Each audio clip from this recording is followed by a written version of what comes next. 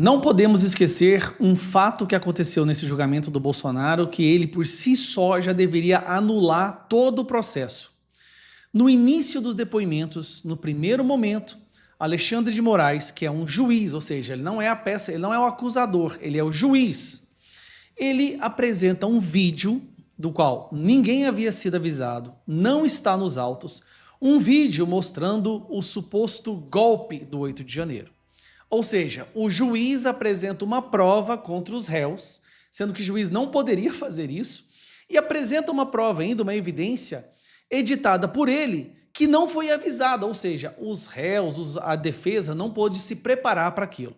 Isso nunca aconteceu na história, mas tudo bem, ele quis apresentar o vídeo, acabou e a vida que segue.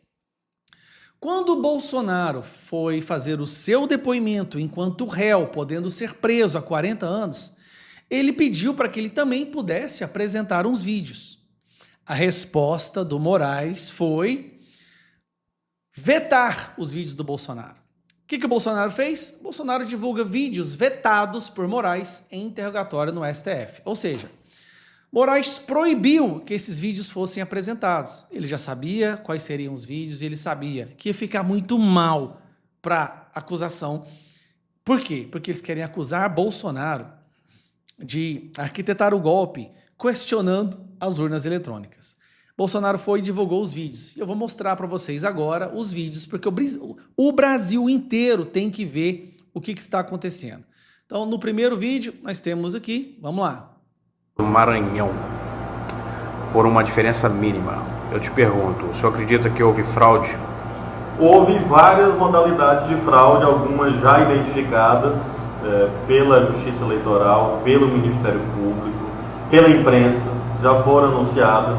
E nós estamos nesse momento numa atitude de aguardar a ação dessas instituições, porque são fatos documentados, públicos e notórios, que abrangeram todo o período da propaganda eleitoral, com a distribuição de vantagens indevidas, a chamada compra de votos, meios ilícitos de propaganda, tudo isso podendo influenciar o resultado da eleição. O senhor não teve o apoio do presidente Lula e da candidata Dilma formalmente na sua disputa contra o PMDB, da outra candidata, e o senhor é de um partido da base. Há alguma mágoa?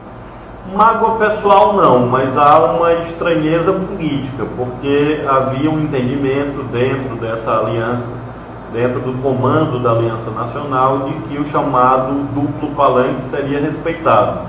Ou seja, que quando houvesse 2 ou mais candidatos da base, haveria o acompanhamento da ação desses candidatos e o apoio a todos esses candidatos, na medida que há uma aliança nacional. E isso não foi observado no caso do Maranhão. Então nós temos, tanto no plano local quanto no plano nacional, um sentimento de que em relação ao PCdoB não houve o cumprimento desse acordo político celebrado nacionalmente.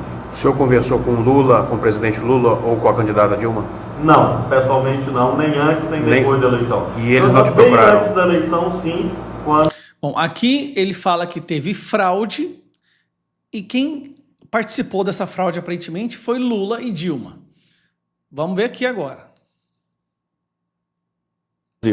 E essa eleição, a qual eu vivenciei um ano depois, quer dizer, um ano atrás eu já pensava assim.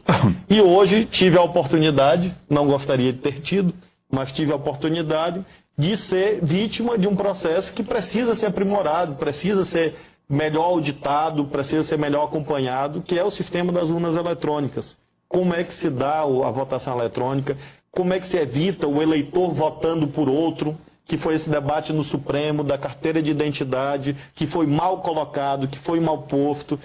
O Congresso estava certo ao exigir pelo menos o documento de identidade com foto.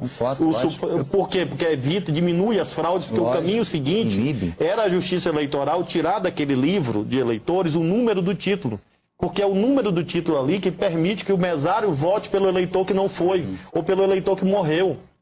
O que acontece hoje? Das 5 horas da tarde, o mesário verifica lá em consórcio com os fiscais, verifica os eleitores que não compareceram, porque não foram, porque morreram, porque viajaram. Com o número do título, ele libera a urna eletrônica e vota quantas vezes ele quiser. Então esse é um tema da maior gravidade. Aqui, Flávio Dino criticando as urnas eletrônicas. Meus cumprimentos ao deputado Rodrigo Maia, relator do projeto da reforma política, onde acolheu a nossa emenda. Para 2018, a certeza de não mais existirem as fortíssimas suspeitas de fraude por ocasião das eleições.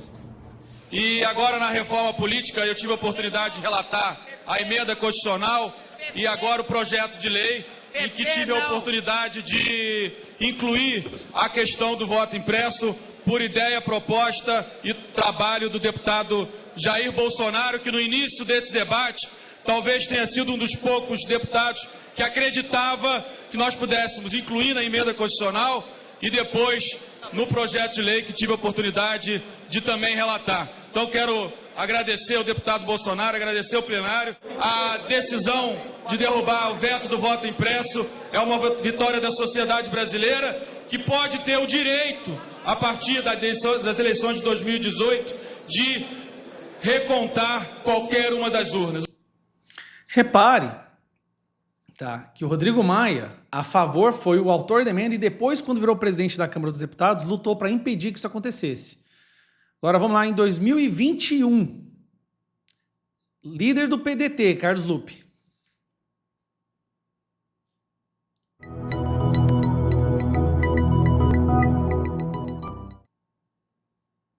Nós do PDT temos uma posição histórica sobre a urna eletrônica.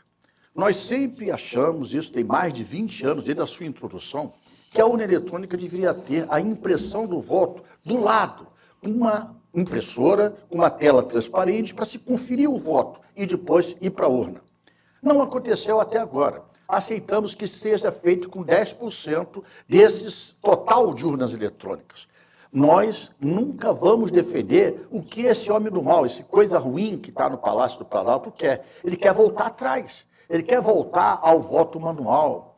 Aqui ele mente, porque nunca foi pedido voto manual. Ele quer ameaçar a democracia, ele quer levar a suspeição sobre a sua derrota certa.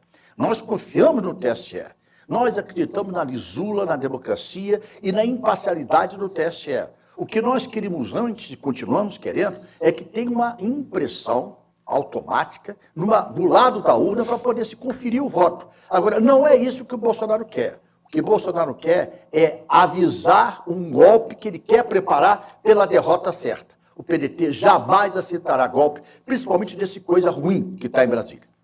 Só um detalhe. Bolsonaro quer exatamente isso que todos nós queremos, o voto impresso ao lado da urna, que não seja manuseado pelo eleitor. Passa por trás de uma fibra de plástico ou vidro, ele checa, confirma e o voto cai na urna, tá? Bom, tem mais uma aqui.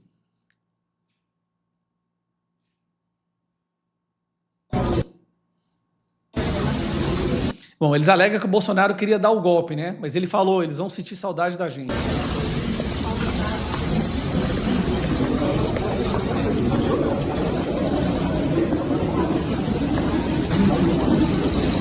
Vão sentir saudade da gente.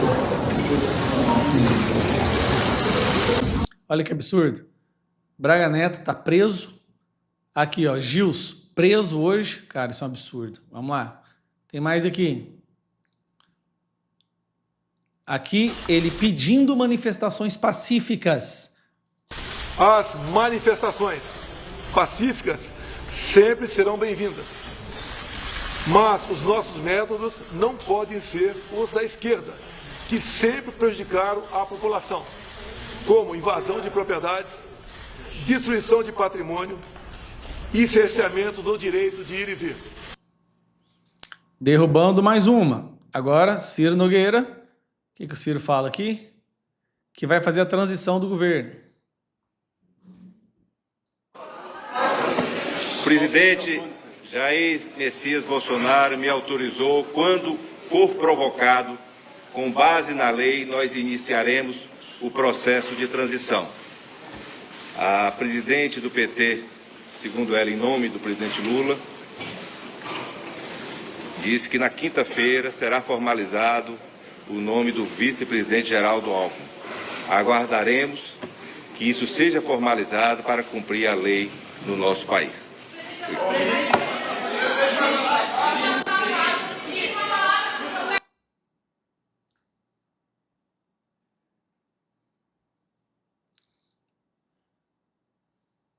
tristes, esperavam outra coisa.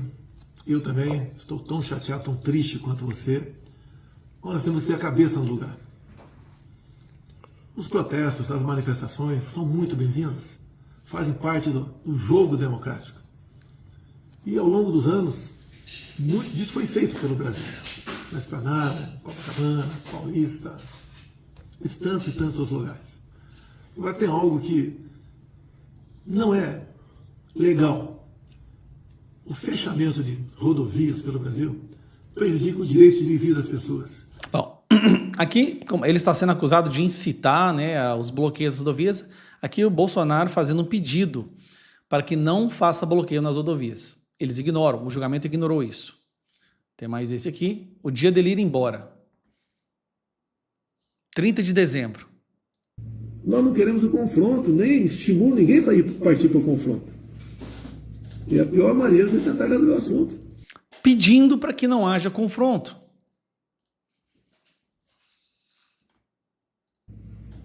Não vamos achar que o mundo vai acabar dia 1º de janeiro. Vamos por tudo ou nada. Não. Não tem tudo ou nada. Inteligência. Mostrar que somos diferentes do outro lado. Nós respeitamos as normas, as leis da Constituição. Nós sabemos da valor da liberdade que eles têm.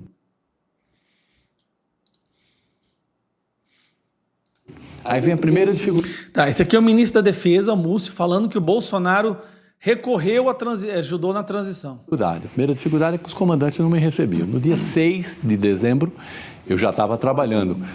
Ele nos impulsou, eu acho que é a minha, Flávio Dino, e começamos a primeira dificuldade, ser recebido pelos comandantes.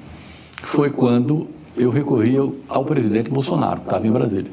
Foi meu colega de muitos anos, foi inclusive liderado quando eu era líder de governo lá no Congresso Nacional, sempre tivemos uma relação muito boa, e eu fui falar com ele, disse, olha, eu sou o novo ministro da Defesa, eu queria que você me ajudasse a fazer uma transição tranquila, vai ser bom para o novo governo, vai ser bom para o seu governo que está terminando, você conhece, eu não sou de conflito, de criar problema. Ele telefonou para os 3 comandantes.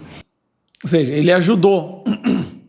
Então, para resumir, pessoal, esses vídeos seriam provas cabais, irrefutáveis, de que essas acusações contra o Bolsonaro são sem pé nem cabeça, infundadas. Bolsonaro ajudou na transição, pediu para o povo ser pacífico, Bolsonaro pediu para os caminhoneiros não bloquearem as ruas. As falas do Bolsonaro em questionamento das urnas eletrônicas já acontecem há décadas, inclusive o Congresso já votou pedindo para que houvesse urna com o voto impresso, e o STF considerou inconstitucional, e agora o STF, ele basicamente está falando que pedir alterações nas urnas é crime. É isso que o STF está falando. É claro, qualquer pedido de alteração das urnas virou crime. É isso que virou o Brasil.